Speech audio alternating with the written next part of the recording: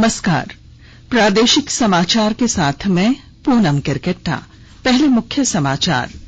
देश मना रहा पहला वीर बाल दिवस। दिल्ली के मेजर ध्यानचंद स्टेडियम में कार्यक्रम आयोजित। प्रधानमंत्री नरेंद्र मोदी हुए शामिल। वीरों की शहादत को किया याद। केंद्रीय स्वास्थ्य मंत्री कोविड को लेकर आज करेंगे आईएमए के साथ बैठक। झारखंड में कोरोना की स्थिति पर मुख्यमंत्री करेंगे आपदा प्रबंधन विभाग की बैठक। मुख्यमंत्री हेमंत सोरेन का कल पलामू दौरा। जैप 8 मुख्यालय में इंडियन रिजर्व बटालियन 10 के जवानों के पारण परेड में लेंगे भाग। और हजारीबाग में नशे के खिलाफ बड़ी कार्रवाई। चौपारण में 75 एकड़ वन क्षेत्र में 20 जेसीबी मशीन से नष्ट की गई अफीम की खेती। और अब समाचार विस्तार से। प्रधानमंत्री नरेंद्र मोदी ने आज नई दिल्ली के मेजर ध्यानचंद नेशनल स्टेडियम में पहले वीर बाल दिवस के ऐतिहासिक कार्यक्रम में भाग लिया। श्री मोदी ने शहीदी सप्ताह पर गुरु गोविंद सिंह के वीर बेटों की शहादत को याद किया। आज देश पहला वीर बाल दिवस मना रहा है। शहीदी सप्ताह और ये वीर बाल दिवस हमारी सिख परंपरा के लिए भावों से भरा जरूर है, लेकिन इससे आकाश जैसी अनंत प्रेरणाएं भी जुड़ी। वीर बाल दिवस हमें याद दिलाएगा कि शौर्य की पराकाष्ठा के समय कम आयु मायने नहीं रखती। वीर बाल दिवस हमें याद दिलाएगा कि 10 गुरुओं का योगदान क्या है, देश के स्वाभिमान के लिए सिख परंपरा का बलिदान क्या है। वीर बाल दिवस हमें बताएगा कि भारत क्या है, भारत की पहचान क्या है। इस वर्ष 9 जनवरी को गुरु गोविंद सिंह के प्रकाश पर्व के दिन श्री मोदी ने घोषणा की थी कि 26 दिसंबर को गुरु गोविंद सिंह के बेटों साहिबजादा बाबा जोरावर सिंह और बाबा फतेह सिंह की शहादत को वीर बाल दिवस के रूप में मनाया जाएगा। इस अवसर पर प्रधानमंत्री ने लगभग 300 बच्चों द्वारा किए गए शबद कीर्तन में भाग लिया। केंद्रीय स्वास्थ्य मंत्री डॉक्टर मनसुख मांडविया कोविड-19 की वर्तमान स्थिति के बारे में आज वर्चुअल माध्यम से भारतीय चिकित्सक संघ आईएमए के साथ बैठक करेंगे। कुछ दिन पहले डॉक्टर मांडविया ने विश्व में कोविड के बढ़ते मामलों के मद्देनजर राज्यों के स्वास्थ्य मंत्रियों से भी बैठक की थी। बैठक के दौरान उन्होंने राज्यों को सलाह दी थी कि वे सतर्क रहें और कोविड से निपटने के लिए तैयार रहें। उन्होंने ये भी कहा था कि वे कोविड के नए वेरिएंट का पता लगाने के लिए सक्रिय रहें। इससे पहले प्रधानमंत्री नरेंद्र मोदी ने भी एक उच्च स्तरीय बैठक की अध्यक्षता की, जिसमें उन्होंने पूरी तरह सावधानी बरतने की सलाह दी थी। आगामी त्योहारों के मद्देनजर उन्होंने अपील की थी कि मास्क सहित कोविड से संबंधित सावधानियां बरती जाएं। कोरोना को लेकर आज मुख्यमंत्री हेमंत सोरेन की अध्यक्षता में आपदा प्रबंधन की बैठक होगी। झारखंड मंत्रालय में शाम 4 बजे से बैठक होगी, जिसमें आपदा प्रबंधन मंत्री बन्ना गुप्ता और कई वरीय अधिकारी भी शामिल होंगे। देश में पिछले 24 घंटों के दौरान कोविड के 196 नए मामलों की पुष्टि हुई है। केंद्रीय स्वास्थ्य मंत्रालय ने कहा है कि इस दौरान 190 लोग स्वस्थ हुए। स्वस्थ होने की दर 98.8% है। वर्तमान में 3428 मरीजों का इलाज चल रहा है। मंत्रालय ने बताया है कि राष्ट्रव्यापी टीकाकरण अभियान के तहत कल 29,818 से अधिक टीके लगाए गए। झारखंड में कोरोना का कहर थम गया था, लेकिन पूर्वी सिंहभूम जिले में 1 महीने बाद कल कोरोना का नया मरीज मिला है। हालांकि ओमिक्रॉन के नए वेरिएंट के आने के बाद स्वास्थ्य विभाग पहले से अलर्ट है और लगातार टेस्टिंग जारी है। इसके अलावा सभी डीसी और सिविल सर्जन को पत्र लिखकर तैयार रहने का निर्देश दिया गया है, जिससे किसी भी स्थिति से निपटा जा सके।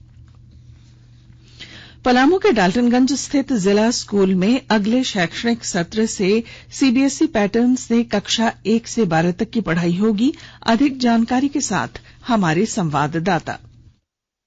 3 दशक बाद पलामू जिला मुख्यालय डाल्टनगंज स्थित जिला स्कूल के कायाकल्प का सहयोग बन रहा है। अगले वर्ष शैक्षणिक सत्र 2023-24 से यहां सीबीएसई पैटर्न पर वर्ग 1 से कक्षा 12 तक की पढ़ाई शुरू होगी, क्योंकि स्कूल ऑफ एक्सीलेंस के रूप में जिला स्कूल को अपग्रेड करने की तैयारी चल रही है, जिससे यह लगने लगा है कि एक बार फिर से जिला स्कूल अपनी पुरानी प्रतिष्ठा को प्राप्त कर सकेगा। जो इमेज 1990 से पहले इस स्कूल की थी वही फिर से होगी। सरकार के निर्णय के अनुसार पलामू में भी 2 विद्यालयों का चयन किया गया है। इसमें जिला स्कूल के साथ केजी स्कूल शामिल है। जसप्रीत सिंह, आकाशवाणी समाचार, पलामू। आकाशवाणी के ताजा तरीन समाचारों के लिए आप हमारी वेबसाइट newsonair.com पर लॉग ऑन कर सकते हैं। ताजा समाचार Twitter handle @AIR news alerts और Facebook page All India Radio News पर भी उपलब्ध है। आप प्रादेशिक समाचार एकांश के ट्विटर हैंडल @AIR न्यूज _ और फेसबुक, इंस्टाग्राम पेज तथा YouTube channel AIR news Ranchi पर भी हमारे बुलेटिन सुन सकते हैं। प्रादेशिक समाचार आप आकाशवाणी रांची से सुन रहे हैं।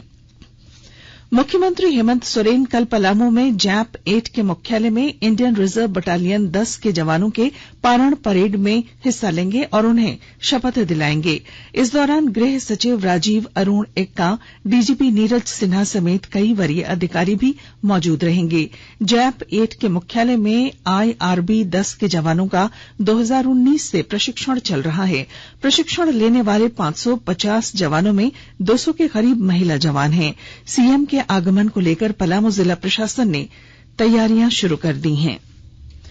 जमशेदपुर में यातायात नियम तोड़ने वालों पर कैमरों से नजर रखी जा रही है।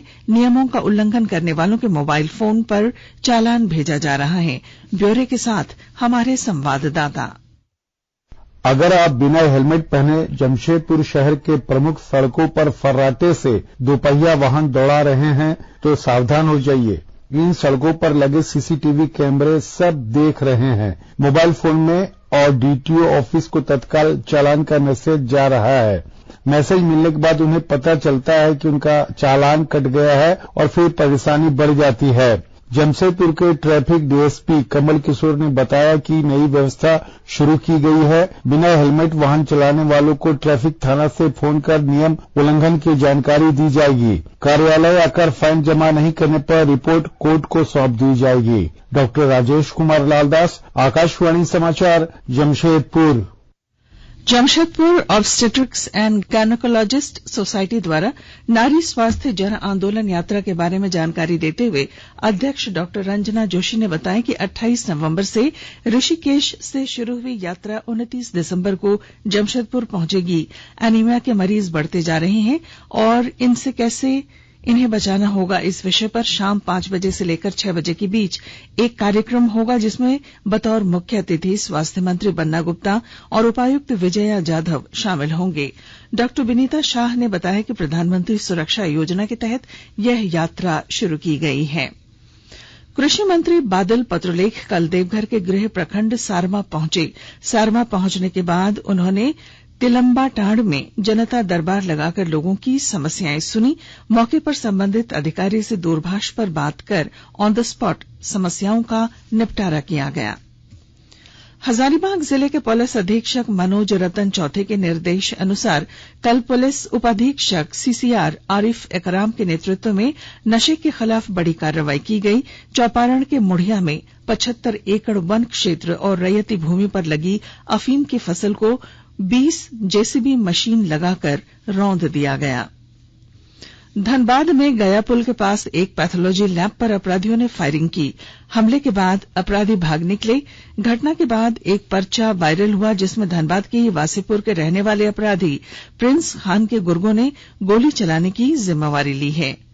मामले की जांच करने पहुंचे बैंक मोड़ थाना प्रभारी ने व्यवसायियों को भरोसा दिलाया है कि उन्हें डरने की जरूरत नहीं है। कुछ संक्षिप्त खबरें। लातेहार जिले के बालूमाथ प्रखंड क्षेत्र में सीसीएल द्वारा संचालित मगध कोल परियोजना के चमातू कोलियरी में हाईवा की चपेट में आने से एक हाईवा चालक की मौत हो गई।